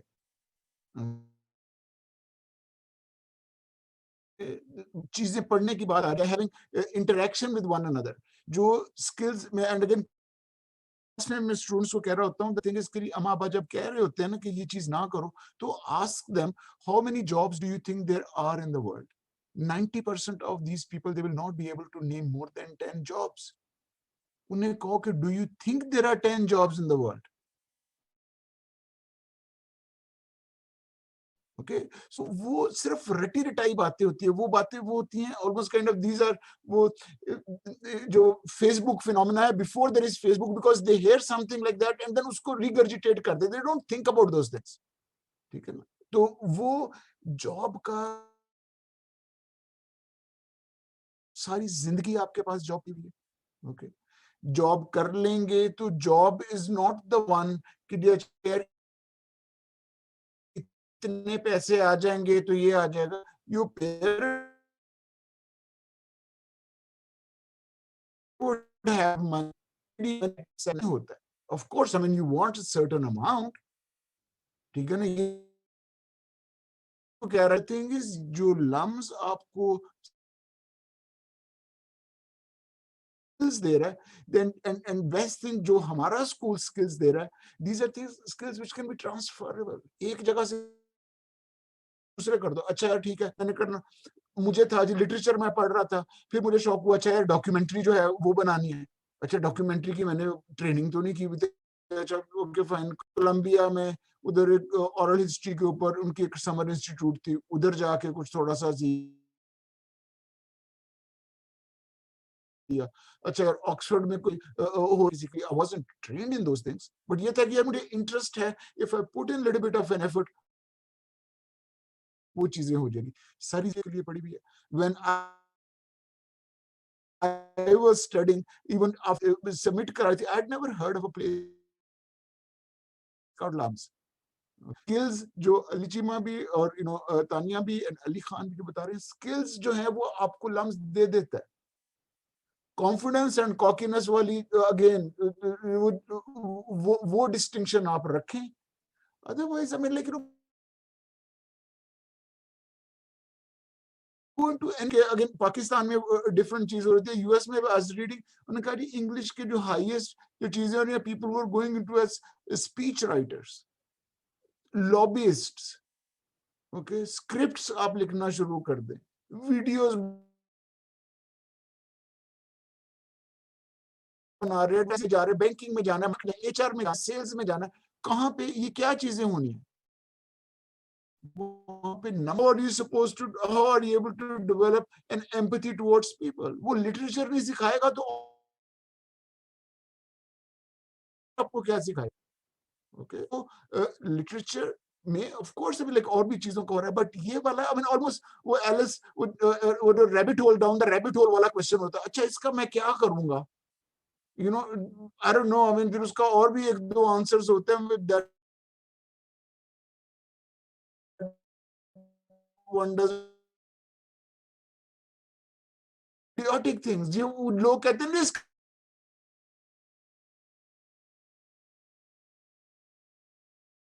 फायदा क्या होता है उसका, मैंने तो उनको क्यों रखा हुआ है. फायदे के ऊपर आपने बात करनी है तो उसको भी साइड पे कर दो, क्योंकि अब वो आपको पैसे भी नहीं दे सकते. अब आपको पैसे का ही सारी चीज हो रही है ना. ओके, मजहब जो है वो रियल में तो नहीं कुछ दे रहा, उसकी एक इमोशनल क्यों होती होगी. सो फायदे को किस तरह देख रहे हैं.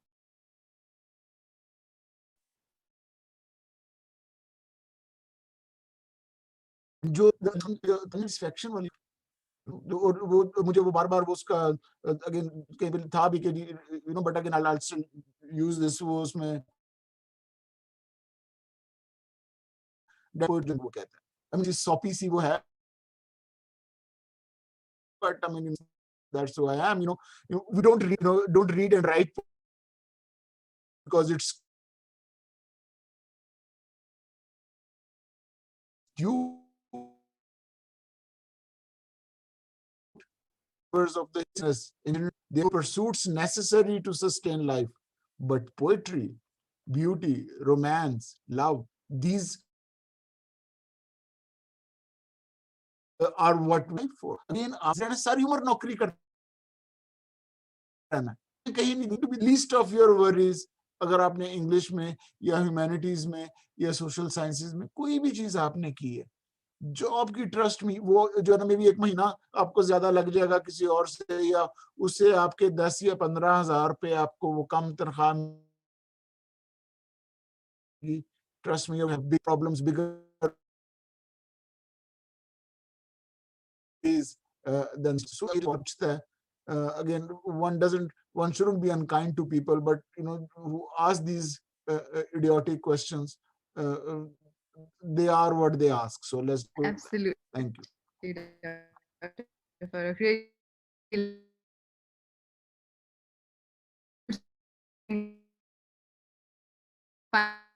question for both. We'll hand over to Maha for the Q&A. But Neha and Saim. So perhaps Neha first and then Saim. When you people, being a midwife, filmmaking, right? What was the pushback from parents, from family for you guys? What does money and what else?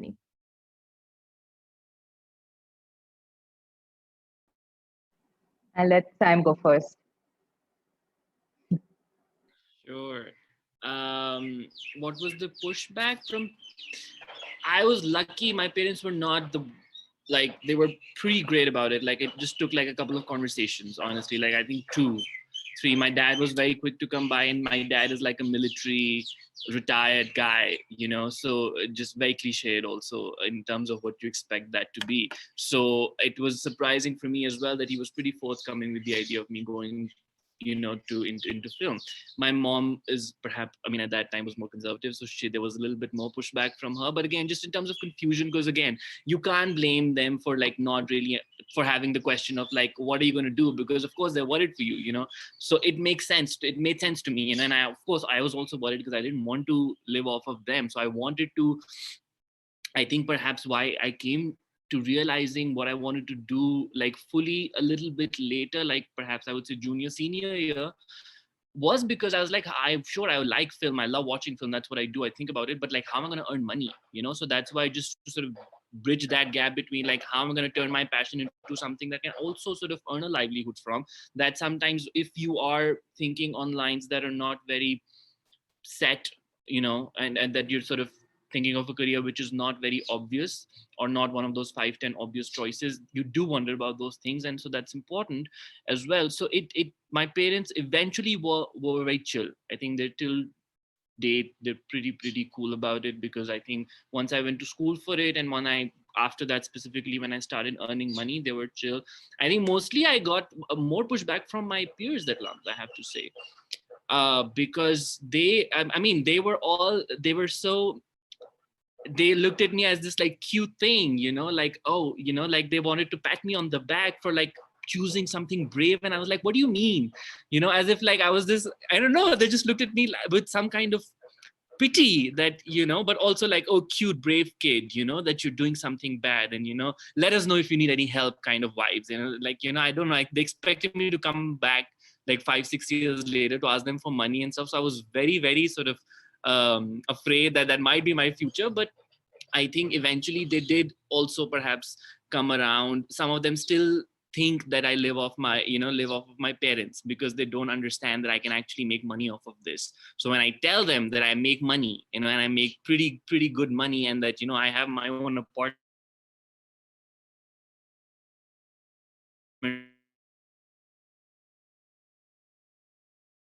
all of them are still with their my friend, but fuck you, you know, because I did manage to, you know, I can make money off of this. And for me, even that, for myself also, that was like a revelation. For so long, I was sort of fed this idea that you can't, you know, that, you know, you'll always be this, and, you know, that kind of, you know, but eventually, you know, he needed some help here and there. So I think, if I can make money, I think anybody can make money. Like, I don't mean myself, I just mean in terms of film, you know,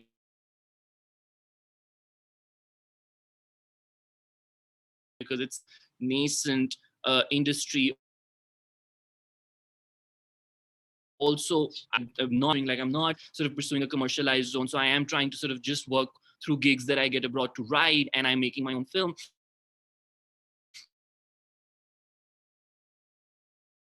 On gigs here, I'm pretty well settled. You know, like even if I make this amount of money for the rest of my life and never sort of improve, I'm fine. I don't need more money than I'm earning right now. I perhaps never will, you know, unless I have like many children. But I get a lot of satisfaction from the work that I do, you know, and like I sleep very well at night, which is very rare, I have to say. You know, I know all of my friends have been through PNGs and Angros and McKinseys and all of that. And I actually, funnily enough, I don't know how many, there's a great example of one of my friends, Ann. I bet Dr. Ali can't remember her, Ann Asif Chima. On Paul Major, she teach for Pakistan for 2 years, you know. So again, she was like, you know, she was doing a noble, brave job. She was not doing the, you know, the job that's supposed to be successful. After that, she did her MBA from LUMS, went to McKinsey for one, just like it. She absolutely hated it, and she said that's just not the place for me, and she quit. You know, now she's working at Pepsi again. I'm not to say that Pepsi is any better than McKinsey or whatever, but I'm just saying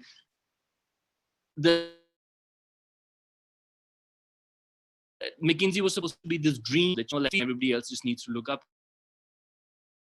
And, you know, there's this girl who went to McKinsey, and not that she wanted it, but when she got it, she's like, I don't want it. It's just not fun for me at all.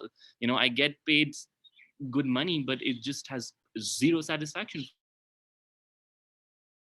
So in terms of whatever work that she was doing also. So and I also don't know of anyone who went to LUMS with me or after me or before me who's out of job. Everybody is doing a job. I think it's important to say that if you get into LUMS, I think the whole deal, the pressure that you take to get into LUMS, that's enough. Now, if you're sort of spend your 4 years here, you will come out of it. Maybe you won't get it immediately. Maybe it take you 6 months, 8 months, some money. And so I think there's just so much pressure. Like, will we get a job? Everybody who's watching, everybody who's sort of, at LUMS eventually lands a job. Whatever ends up earning some money. So you're not going to starve to that. So just chill out. Thank you so much for that note of yours, and that really helps. And this notion of your peer giving you that pushback, and not just your parents and family. And I'll perhaps link that to what Dr. Ali says in the end. But Neha. So I think Sam, obviously his work is very different from mine, but like similar kind of understanding. But before that, I'd also like to add,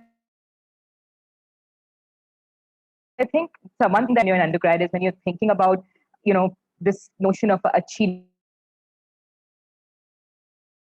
or like a good job, success, allocated with money. And I think that is completely fair on some level, because yes, everyone has to survive. But I think that the money does eventually, it comes eventually. Like, I think to get straight from undergrad into a really high paying job is unlikely. I mean, it's maybe jobs does happen, but we need to also have a notion of what a good job is. If, what does it bring you other than money? This good job that we talk. I think I had also, when I first got out of LUMS, like everyone else, I thought good job was a hiring job at like an FMCG or something like that. And I went for an interview at an FMCG, and they met me in the interview and they asked me 6 questions, and they were like, you know what? We think you should work in the social sector. You should definitely not work at an FMCG. So, it didn't have to be, that didn't have my good job. It was hard. Midwifery was hard. I was lucky that I did have my public health and my LUMS degree to fall back on, but I heard a lot. This was why post midwifery, and midwifery something I'm very proud of. My head of a bank, he came up to me and he asked me, he was like, Acha beta, what do you do? And I told him, I was like, I'm a midwife. And after he left, my parents were like, it's really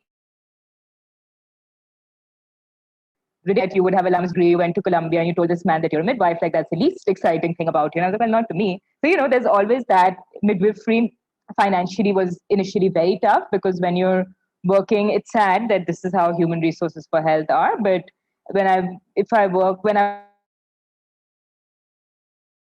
was working just at a hospital, but at that time I was paid less than minimum wage. Jo Pakistan, so people were making that who worked at home.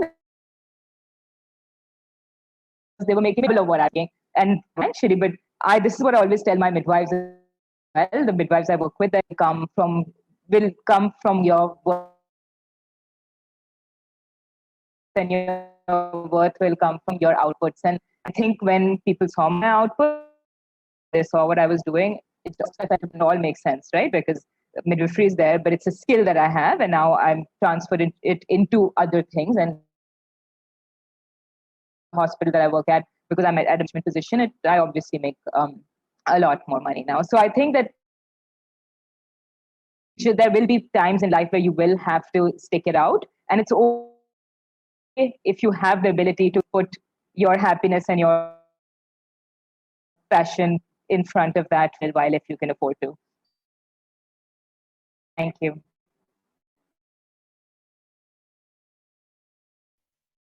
Thank you for saying that, Neha. And I'm sure it's students who are listening to this gives them some more courage to really pursue what they really want to. Dr. Ali Khan, final closing thoughts before we take in, and also perhaps maybe address this notion of social pressure, peer pressure. We have students in the academic advising unit dropping by saying, but all my friends are saying this is the major to sort of go for, or this is the sort of thing to do. So maybe a bit of that happening.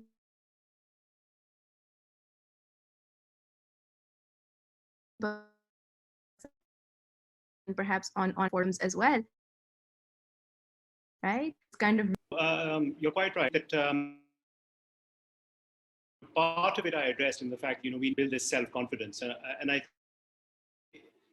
over the years, certainly the departments, both Econ and HSS, have built that self-confidence. I think instructors at a point were more reticent about their positions, but that is really now a thing of the really now our students who need to build that confidence.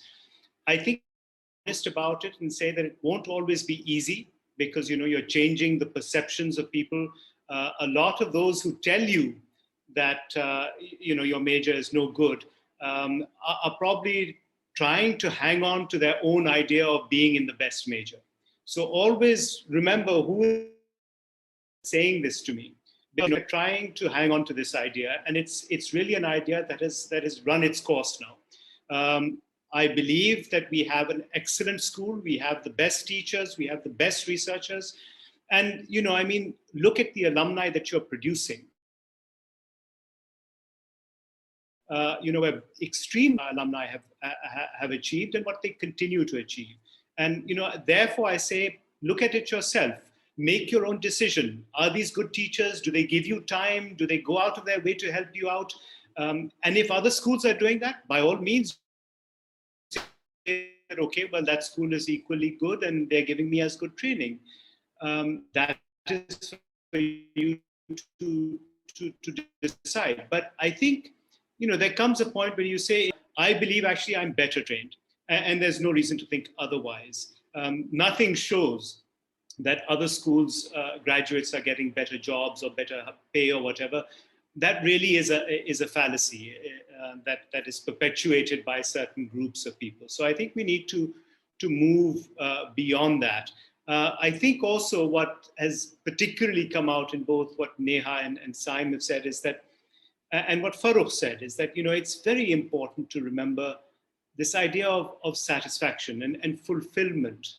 I mean, is your life going to be one where you go to work at 6 a.m. and come back at 12 p.m.? Okay, maybe make huge amounts of money, but what use is it? What use is it? Before you know it, you'll be in that midlife crisis. So, we also have to think about the satisfaction, the fact that I sleep well at night, the fact that I feel that I've fulfilled something, that I've done something with my life. So, these are human emotions. We're not rational creatures. We are often very, very irrational creatures. And that is why the humanities and social sciences will always be important. Whether you feel that computer science and artificial intelligence is taking over the world, it's not going to work in that way.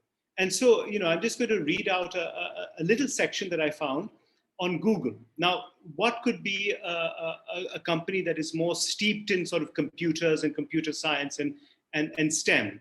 So they did a huge survey of all the people that they had hired, and they found that the least important quality in those that they'd hired was the STEM expertise. Right? They didn't need people with STEM expertise. The 7 top characteristics of success at Google are all soft skills.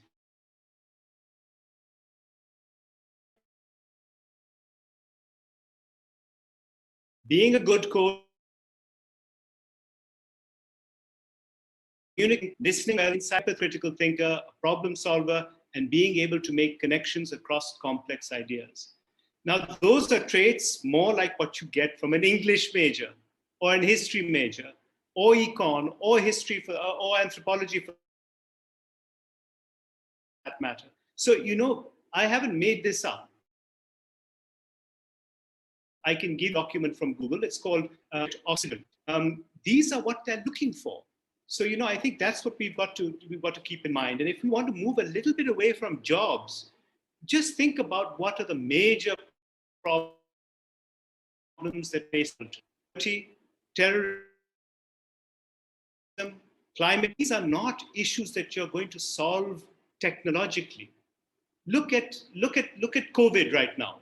We have found a vaccine, but 50% of people in France and in Pakistan don't want the vaccine.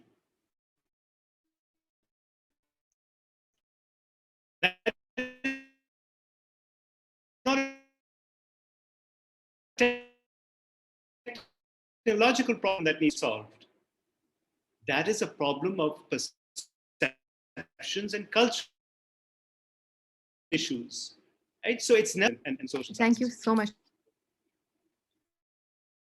To please share some of the questions the So students just in the interest of time, a lot of questions have already been answered during the talk. And if there are any questions that you feel that are left unanswered, please do email us at the alias undergrad.mgshss at lums.edu.pk, yes. And just, and we'll get the panelists to answer the questions for you.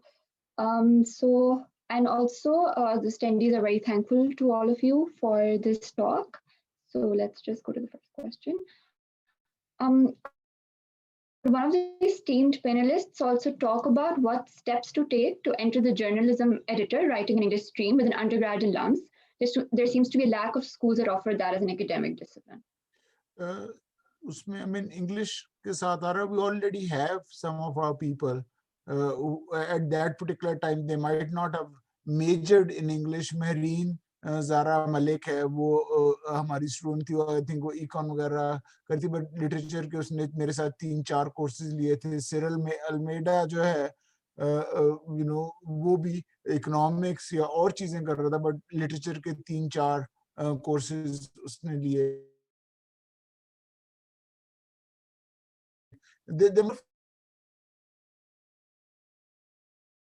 The people I think then when you want to go for you know, we had some graduate degree then as editor, assistant editors, which they work, and then it all comes down to the passion. You know, if you have the passion, if you put in the hard yards, because you are from LUMS, you will already have more advantages than other people. ठीक है ना, वो कई दफा वही हो जाता है कि वो घर की मुर्गी दाल बराबर बन जाती है. आपको लगता नहीं है यार LUMS का नाम जो है वो क्या चीज होगा, but because again there are certain सिर्फ मेरिट के साथ आ सकते हैं. So academically you kind of top 10-15%. यहाँ से if you take in not just the vocational kind of जो training numbers की है ये वो वगैरह, but जो दूसरी चीजें जो अली ने mention की है, how successful are you as a writer, what do you read, I mean like you know, can people actually talk to you. Passion है, passion आपकी shoes के ऊपर है, तो आप shoes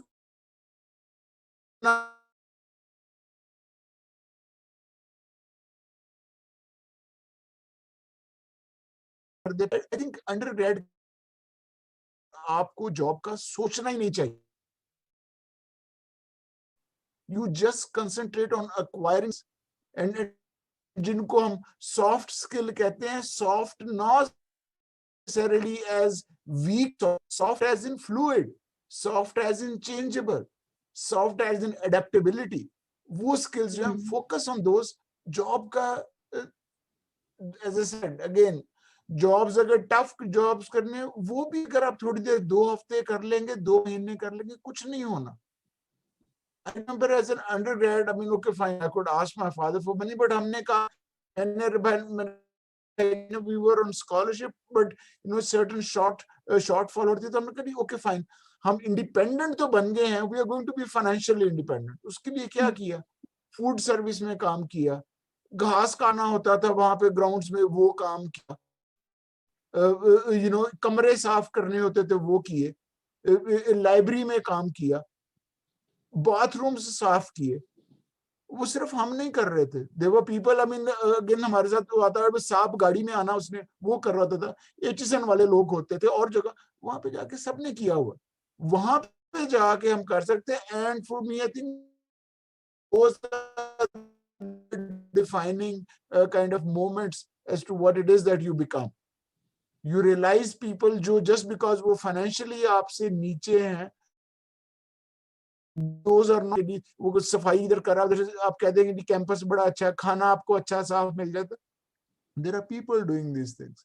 उनकी अवेयरनेस जो है वो अगर आप स्किल्स ले लेंगे rather than कि जॉब मिल जानी है, job you again I mean you would want how do you kind of get back into this, मिल जाएगा जॉब, रिलैक्स करें, पढ़ाई करें, खासतौर पे मेरे कोर्स की उसकी रीडिंग पूरी करा करें, बाकी ठीक है सब कुछ। Thank you, Dr. Farooq. I think the next question could be better answered by Dr. Ali Chima. It says, I'm planning to have an econ major. I don't like mathematics. I've heard that doing public administration with major gives you a plus point in job market. Given that employers value skills, what should I opt for? Should I go for DISC courses, learn practical skills? I think DISC courses as in the SDSB courses, certain skills, go for public administration. You can go into public administration. Econ majors are particularly, I think,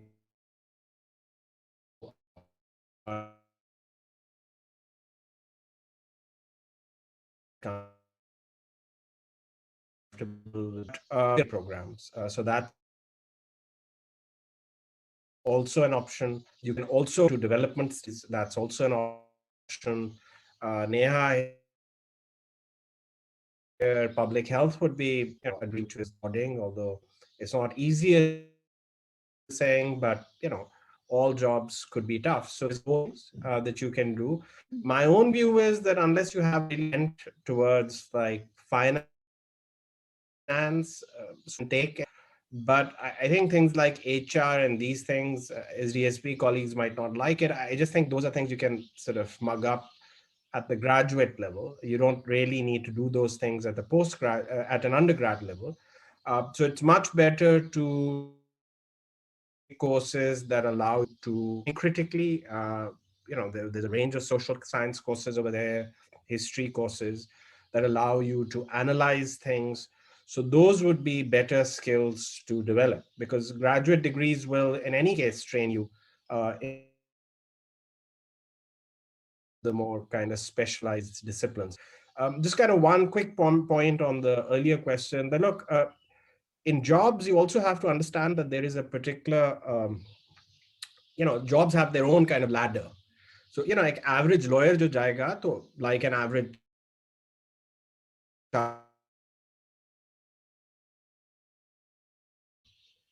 in this for a very long time, right? I mean, that's just the nature of the job market. It's like a journalist. The only way to become a journalist is to really start by at the bottom and work in a newspaper. You're going to be paid very badly, but in the career ladder comes with the skill you have. So if you're like a smart lawyer in a chamber, you're going to be exploited. That's the nature of the market. But sooner or later, you're going to start to attract clients, and then you can break away and either have your own chamber or somebody will pick you up higher. Similarly with, chartered accountancy students, similarly lists. So, you're going to be like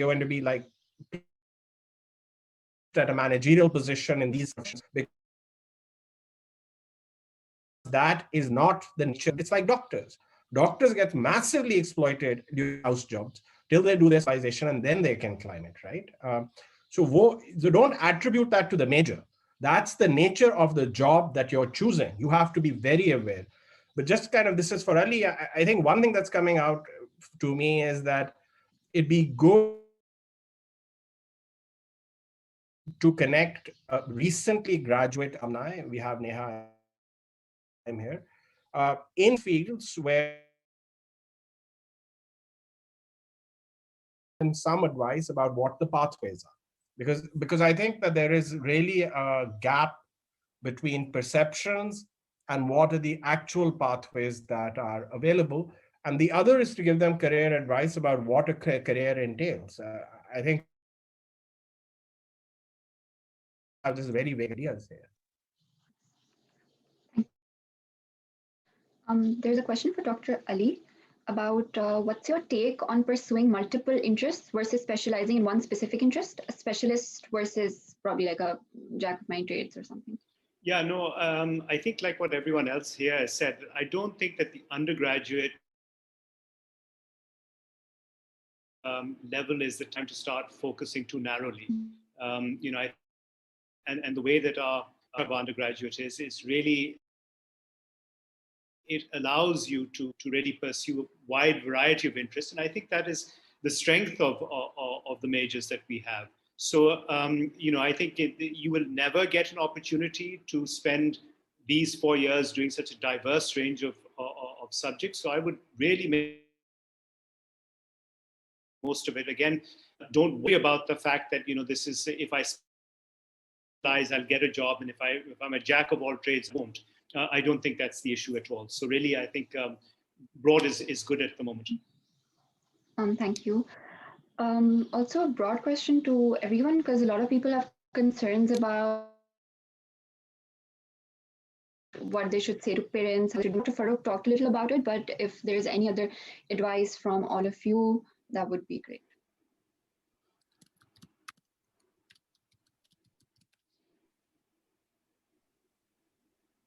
I can pitch in because I would say it is a negotiation. At the end of the day, you can understand the concerns of your parents. I mean, they're just honestly concerned about your future, your financial security, and they are coming from a certain school of thought. So it's not, no one is out to get you or against you. I don't think it's like, a war in that sense. And of course, every household is different. I think ye bhi samajhna chahiye ki we've been talking about these things, but one understands people come from different households. They're different, parents have different sort of expectations, and you have different pressures as a child. So the understanding of that, but it will be a negotiation, right? And I mean, personally, even people from my own batch, there have been friends of mine who did the econ key degree and who went to, like, I have a friend who went to Cornell. She did economics mein, wapis aayi in the end. She gave her degree to her parents, said, done it. Now I'm doing what I want to do, right? So there's that sort of trajectory. And then there's the trajectory where you do sort of convince your parents as an undergrad, this is what I'm going to be doing. Having said that,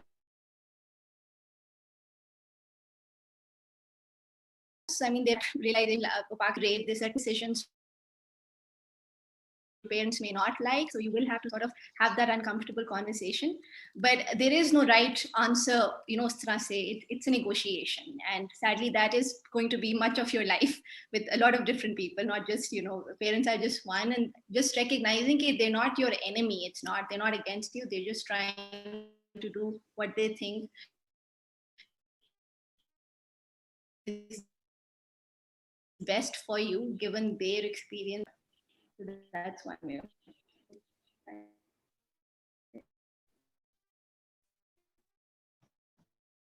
I would just say, I mean, just a little from my own experience, be a little prepared. If you know that there's something that you're trying to do which is a little out of the box, then do a bit of homework before you approach them. There's a right time to approach parents. Don't just go and say, I want to do this crazy thing. So at least in my case, I went and I somehow got, because you mentioned Sarmat Khusat, who I had no connects in the industry at all, but that was just one of the people who I knew that, I'd heard him speak. So I was like, okay, he's smart enough, I would like to work under him. So I hounded him, almost stalked him, and then said, I want to assist you. And then one day he was like, okay, I'm doing this project, come and assist me. That was the day I went to my parents. I said, okay, I want to do this, and I have a particular job. It doesn't pay very well, but there is an inroad. And I knew my parents had seen his work on TV and stuff. So I was like, okay, there's some cushion to it, that I'm not saying that I'm going to be sitting at home. I'm doing this odd thing, but there is some money to be made, and there is some direction that I have figured out. And so I need a little bit more time to, actually pursue it and figure out what I can do with it.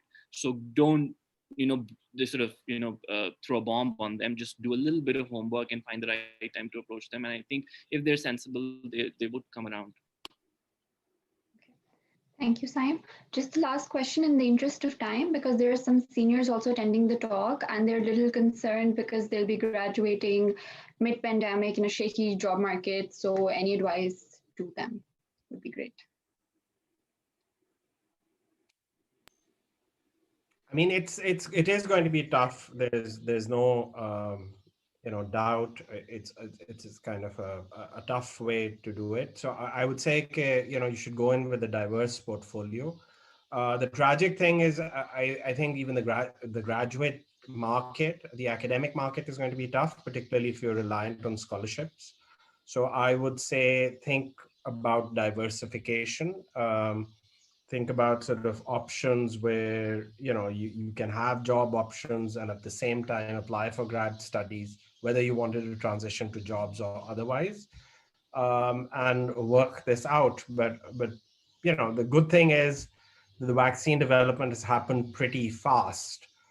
So hopefully the recovery for the segments you guys are targeting will happen fast. The other thing is that in Pakistan, the income shock for your segments, at least that's what the evidence is showing, is not been that bad. So, there was a dip till about October, but the recovery has been pretty robust for this segment.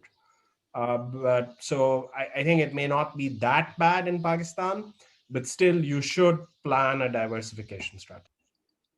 Thank you. Sundar, would you like to conclude? Oh.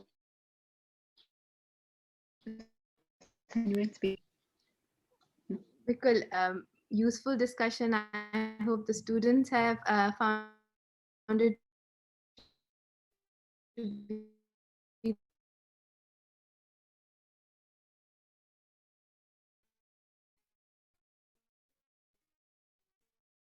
that way. Also, I'd read a lot more precisely for this reason, that that we show to students life after alums different trajectories to take for professions they perhaps don't even know a lot about. So we will be calling in, we'll be bothering the faculty as well, but we'll be calling in our alumni as many as possible. We had planned originally a much bigger panel, and we got really excited when we got this list of alumni we hope to sort of invite, but then obviously to be able to have a more in-depth discussion, we had to limit it. Please do, for the attendees, if there are questions, please do continue to forward them to us, and we can perhaps keep engaging with these offline as well. And I just say thank you so much to everyone. We've learned so much. I think Adil, Maha, Elia and I were more excited than anybody else to be able to sort of have these discussions and find our own way through life as well. And I hope that's how the attendees feel as well. Thank you so much. Thank you. Thank you. Thank you, Dr. Hafiz.